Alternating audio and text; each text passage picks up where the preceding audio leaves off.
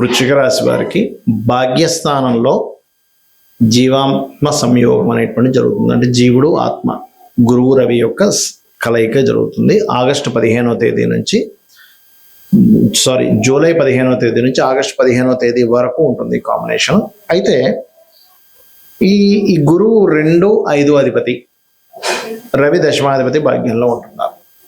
మరి దీనివల్ల మీకు కలిగేటువంటి ఫలితాలు, ఏ దేవతారాధన చేయాలి, సర్వసాధారణంగా మీ యొక్క జన్మజాతకంలో ఏదైనా గ్రహం గనక అస్తంగత్వ దోషంలో ఉంటే మీకు కలిగే ఫలితాలు ఏమిటి అనేటువంటి అంశాలు చెప్తుంది నేనైనప్పటికీ చెప్పిస్తుంది సాక్షాత్ లలిత అమ్మవారిగా భావిస్తూ ఆ లలితాంబిక అమ్మవారి యొక్క అనుగ్రహం మీకు పరిపూర్ణంగా కలగాలని మనస్ఫూర్తిగా కోరుకుంటూ, ఇక్కడ ఎప్పుడైతే ఈ రవి గురువులు కలిసి భాగ్యస్థానంలో ఉంటున్నారు, ఇక్కడ ప్రధానంగా మీరు ఏదైనా క్షేత్రానికి వెళ్ళి అక్కడ ఏదైనా సాధనా మార్గంలోకి వెళ్ళినట్లయితే అదొక మంచి యోగాన్ని ఇస్తుంది. 9వ స్థానాన్ని మనం క్షేత్రంగా చెప్తూ ఉంటాం. అయితే ఇక్కడ సంతానాన్ని పొందే విషయంలోని పంచమాధిపతి కదా అస్తంగత్వ దోషంలోకి వెళ్ళిపోతున్నాడు, మౌఢ్యంలోకి ఉంటున్నాడు. కాబట్టి సంతానాన్ని IVF, IUI ద్వారా పొందేటువంటి ప్రయత్నాలు చేస్తూ ఉంటారు. అటువంటి వారు అది ఖచ్చితంగా ఇప్పుడు కనుక ఈ ప్రయత్నం చేస్తే అవుతుందా లేదా అని 1-4 సార్లు కన్ఫర్మ్ చేసుకొని అప్పుడు మీరు ఆ యొక్క విషయంలో ముందడుగు వేయండి. రెండవది, ధనం విషయంలో లేదా ఫ్రెండ్స్కి ఎవరికైనా మీరు డబ్బులు ఇస్తున్నారు, తెలిసిన ఫ్రెండే కదా, ఏముందులో ఒక 5 లక్షలు అడిగాడు, 1 లక్ష అడిగాడు, ఎంతో కొంత అమౌంట్ మీ యొక్క స్తోమతను బట్టి ఇచ్చారు. ఈ సమయంలో మీరు ఫ్రెండ్స్కి ధనం ఇచ్చిన, క్రియేటివ్ సంబంధంగా మీరు ఏదైనా ఖర్చు పెట్టినా అది ఇబ్బంది అవుతుంది, అది స్ట్రక్ అయిపోతుంటుంది.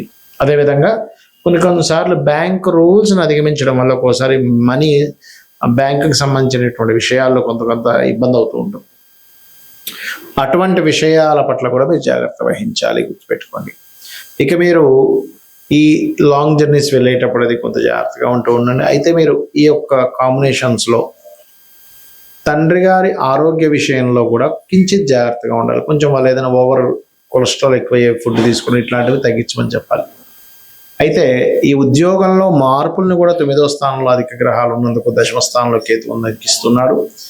నిర్ణయ స్థానం, ఇప్పుడు 5వ స్థానంలో శని ఉన్నాడు. మీకు ఎలాగో ఇప్పుడు పంచమ ద్వితీయాధిపతి అయినటువంటి గురువు కంబస్ట్ అవుతున్నాడు. కాబట్టి నిర్ణయాలు తీసుకునేటప్పుడు కాస్త జాగ్రత్తగా తీసుకుంటూ, ముఖ్యంగా నవగ్రహాల్లో శని, రవి, గురు, కేతు ఈ 4 గ్రహాల దగ్గర దీపారాధన చేస్తూ కాలభైరవుడి యొక్క అష్టకం చదువుకోండి. ఎక్కువగా మీరు ఎంత కాలభైరవుడు అష్టకం చదువుకుంటూ ఉంటే అంత బాగుంటుంది, గుర్తుపెట్టుకోండి.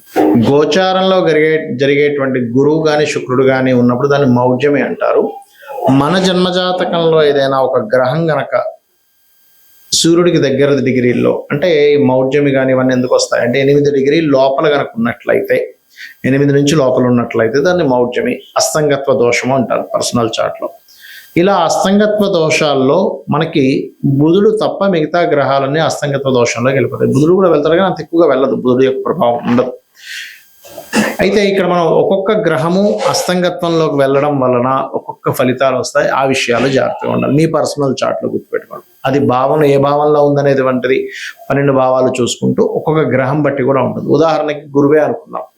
మీ జన్మజాతకంలో గురువు ఏ ఆధిపత్యం వహించాడో, గురువు కనుక ఒకవేళ అస్తంగత్వ దోషం ఏర్పడితే ఏమవుతుంది అంటే, మీరు ఏదైనా స్కూల్స్, కాలేజ్ నిర్వహణ చేసేటప్పుడు కొన్నిసార్లు ఒక్కోసారి మనం బంగారం కొంటూ ఉంటాం.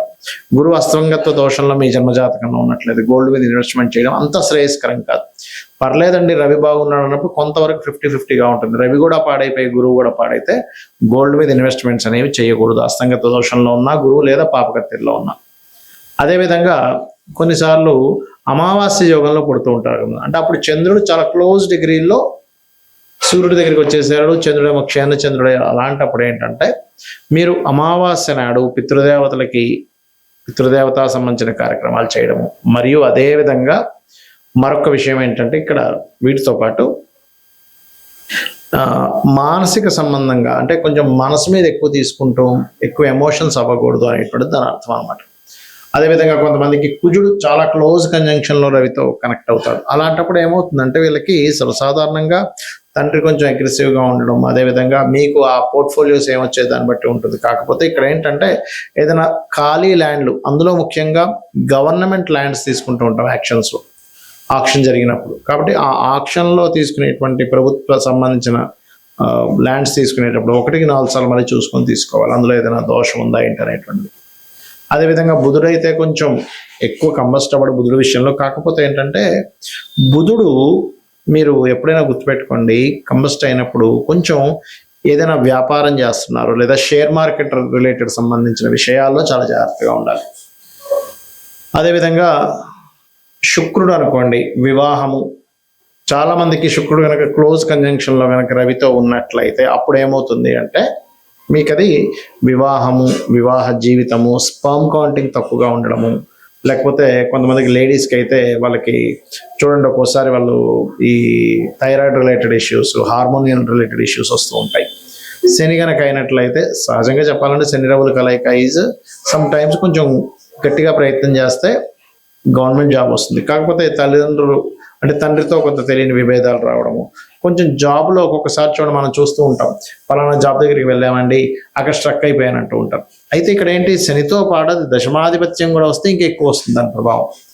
రాహువు కేతు అయితే గ్రహణ సమయాలు అవి పెద్దగా కంబస్ట్ అవ్వు దీనికి, ఎందుకంటే ఛాయాగ్రహాలు నిజమైనటువంటి గ్రహాలు కావు నోట్స్ కాబట్టి. అయితే ఇక్కడ ఏంటి, ఏ భావంలో మీకు అస్తంగత్వ దోషం ఏర్పడింది. ఇప్పుడు మనం చెప్పుకుంటున్నాం మేషం వారికి అయితే 4వ స్థానము, వృషభం వారికి అయితే 3వ భావంలో ఉన్నది రవి గురువులు, మిథునంకి అయితే 2వ స్థానము, కర్కాటకం అయితే రాశిలోనే, సింహానికి అయితే 12వ స్థానము, కన్యకి అయితే 11వ స్థానం, ఇలా చెప్పుకుంటున్నాగా.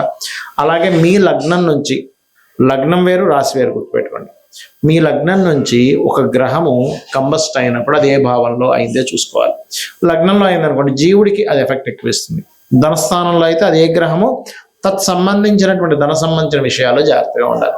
3 అయితే అన్నదమ్ములు కమ్యూనికేషన్స్ విషయాల్లో, 4 అయితే ప్రాపర్టీస్ కొనుగోలు చేసే విషయంలో, 5 అయితే సంతానం విషయంలో లేదా ప్రేమ వ్యవహారాల విషయంలో, ఏదో ప్రేమ వ్యవహారాలకు సంబంధించిన విషయాల్లో వెళ్ళి విరుక్కుపోవడం ఇట్లాంటివి జరుగుతూ ఉంటాయి. అదేవిధంగా 6 అనుకోండి, రుణాలు ఇవ్వడం, రుణం తీసుకోవడం వల్ల. 7వ అయితే వివాహం ద్వారా కొంతమందికి ఏదో స్ట్రక్ అయిపోయినట్టుగా అయిపోతాయి కొన్ని లైఫ్స్. 8వ అయితే తాతగారు ఆస్తి, కొంత రీసెర్చెస్ వల్ల రీసెర్చ్ అవ్వకపోవడం వల్ల మేము స్ట్రక్ అయిపోయాము అని ఇలా ఉంటూ ఉంటుంది. 9వ స్థానం అయితేనేమో తండ్రి స్ట్రక్ అయిపోవడము, అంటే తండ్రి అతని లైఫ్లో చాలా విషయాలు స్ట్రక్ అయిపోయినట్టుగా మనం తీసుకోవాలి. అదేవిధంగా హైయర్ ఎడ్యుకేషన్ బ్యాక్లాగ్స్ ఉండిపోవడం, ముందుకు కదలకపోవడం, ఏదో కారణాల వల్ల ఇబ్బంది వస్తూ ఉంటుంది. 10వ స్థానం అయ్యి అందులో ముఖ్యంగా శని అయితే వీళ్ళు ఉద్యోగం చేసే విషయంలో ముందుకు వెళ్ళలేకపోతుంటారు. అప్పుడు వ్యాపార యోగం ఏమైనా ఉందేమో చూసుకోవాలి.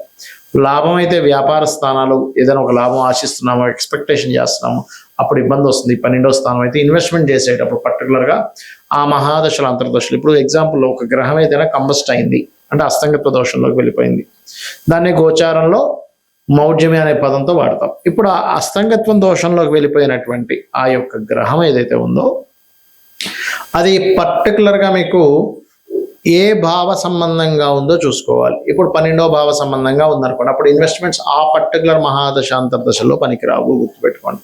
ఇది గోచార పరంగా కొంత పని చేస్తుంటుంది, దీని పరంగా పనిచేస్తుంది. అంటే ఎలా అంటే ఇప్పుడు చిన్న ఎగ్జాంపుల్ చెప్తానండి మీకు. మీరు ఒక ప్రాంతం నుంచి మరొక ప్రాంతానికి వెళ్ళాలి, దానికి ఒక 3-4 వేస్ ఉన్నాయి వెళ్ళడానికి, కానీ 3-4 త్రోవలు ఉన్నాయి.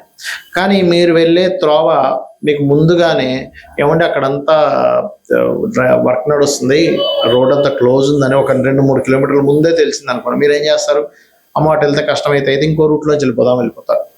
ఎలాగైతే మీరు వెళ్ళేటువంటి జర్నీలో కార్లోనో బైక్ మీద వెళ్ళేటప్పుడు ముందుగా తెలిసి అంత దూరం వెళ్ళి అయ్యో బ్లాకేజ్ ఉందా అని వెనక్కి వచ్చి మళ్ళీ ఇంకో రూట్లో వెళ్ళడానికి ఎలా అయితే మీకు పెట్రోలు, మనీ, శ్రమ సేవ్ అవుతాయి, ఇది ముందుగా తెలుస్తాయి. అలాగే జ్యోతిష్ శాస్త్రంలో కూడా మీకు పలానా మహాదశ అంతర్దశ వస్తుంది, ఇది ఇక్కడ కంబస్ట్ అయ్యి ఉంది, లేకపోతే ఈ గ్రహం ఇలా ఉంది, కాబట్టి మీరు ఈ విషయంలో జాగ్రత్త తీసుకోండి, ఖచ్చితంగా బాగుంటుందని చెప్పేదే జ్యోతిష్ శాస్త్రం.